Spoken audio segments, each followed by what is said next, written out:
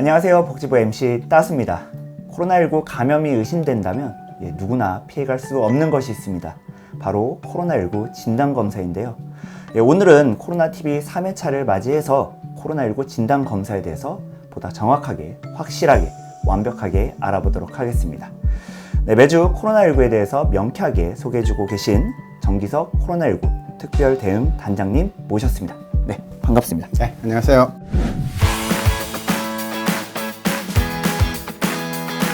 네, 대한민국 국민이라면 한 번쯤은 코로나 검사를 다 받아봤을 것 같습니다. 처음에는 정말 이렇게 오랜 기간 동안 지속될지 몰랐는데요. 어느덧 3년째를 맞이하고 있습니다. 오랜 기간 동안 진행되온 만큼 코로나19 검사는 바이러스 특성을 통해서 변화되어 온 것으로 알고 있습니다. 현재 진단검사의 주요 방향은 어떻게 될까요? 그전에는 증상이 있든 없든 모든 사람들이 PCR 검사를 받았죠. 근데 지금은 고위험군, 60세 이상, 역시 고위험군이죠. 또 고위험 시설에 대한 선제 검사를 위해서만 PCR 검사를 하고요. 그 외에는 신속항원 검사라는 걸 하고 있어요. 신속항원 검사는 증상이 있으면 양성으로 많이 나타나고 증상이 없을 때는 양성으로 잘 안 나타나기 때문에 증상이 없는 사람들은 신속항원 검사를 받을 필요는 없습니다.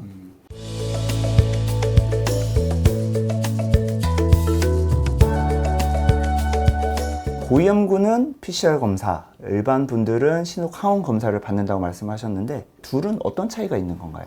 PCR 검사 가장 정확한 검사이죠. 그래서 고위험군은 약간의 바이러스가 있어도 놓치면 안 되기 때문에 PCR 검사를 하는 거고요. 젊고 건강한 사람들은 약간의 바이러스는 그냥 넘어갈 수도 있고 또 지금 같은 경우에는 숫자가 많지가 않지만 지난 오미크론 3월달 같이 이렇게 뭐 수십만 명이 나오면은 PCR 검사를 다 할 수가 없어요. 그래서 신속항원 검사로 지난 3월부터 진단을 할 수 있도록 그렇게 이제 체계를 바꾼 거죠.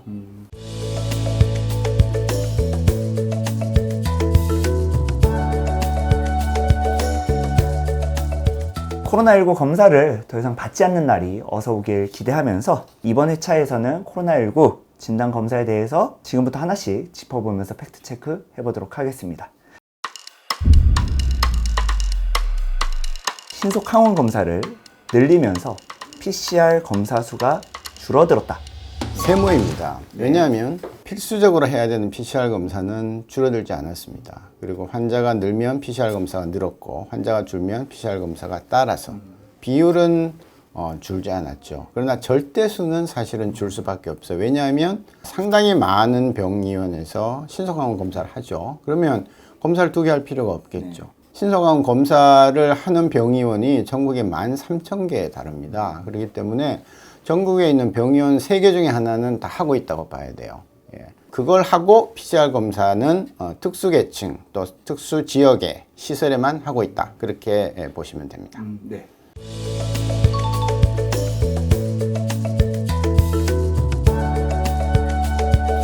자가검사 키트, 신속항원 검사, PCR 중 고위험군에 적합한 검사는 PCR 검사이다.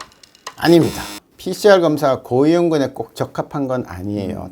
그날 진단에 즉시 투약이 목표입니다. 고위험군은 PCR 검사를 해서 아주 소량의 바이러스도 잡아낼 필요가 있다. 그런데 단점은 PCR 검사는 그날 나오지 않아요.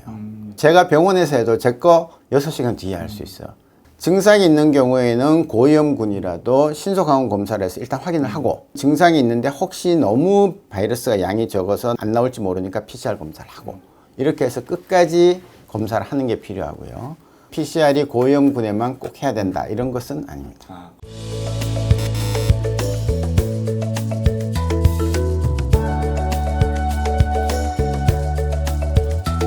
자가검사 키트와 신속항원 검사의 진단 정확도는 유사하다. 이것도 애매합니다. 이게 좀 헷갈리기 쉬운데 신속항원 검사에는 2가지가 있어요. 자가검사 키트가 있고 전문가용 키트가 있어요. 전문가가 하면 집에서 혼자 하는 것보다 훨씬 더 잘 나오겠죠.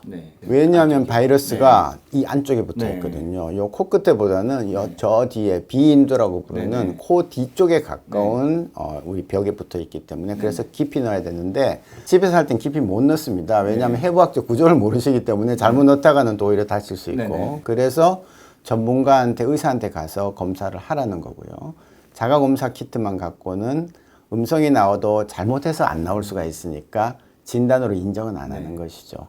그러나 기본적으로 신속항원 검사라는 그 내용 자체는 자가 키트에 들어있는 검사물이나 전문가용이랑 똑같아요. 다만 면봉을 깊게 넣어서 더 많은 검체를 뽑느냐, 아주 코끝에만 넣어가지고 집에서 혼자 이제 조금만 하느냐의 차이일 뿐이죠.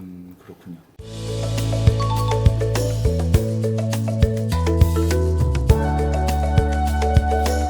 코로나19가 의심된다면 증상이 없더라도 신속항원 검사를 받는 것이 좋다. 틀렸습니다. 신속항원 검사는요, 무증상, 증상이 없을 땐 나타나지 않아요. 증상이 나타나고도 어느 정도 지나서 바이러스 양이 제일 많을 때, 이렇게 따지면 요 꼭대기에서 신속항원 검사가 양성이고, 밑에서 이렇게 바이러스가 자라서 이렇게 꼭대기에 갔다가 떨어질 거 아닙니까? 요 끝만 양성이고 나머지는 다 음성이에요. 그렇기 때문에 요거는 증상이 있을 때 받고 무증상일 때는 암만 해봤자 나오지 않아요. 근데 내가 안 나왔으니까 난 아니지라고 할 수는 없어요. 왜냐하면 정말 밀접 접촉이고 바이러스가 막 시작하거나 끝날 무렵이면 PCR 하면 나오거든요. 그래서 증상이 있을 때 가서 받는 것이 신속항원 검사다. 이렇게 이해하시면 되겠습니다.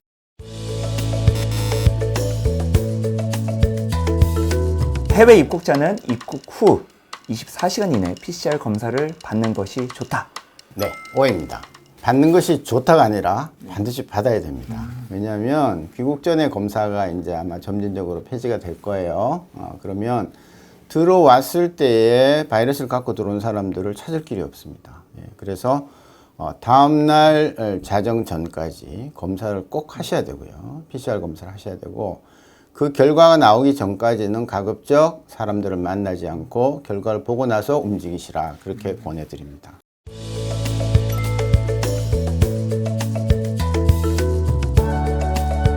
네, 지금까지 코로나19 진단 검사에 대한 이야기 나눠봤습니다.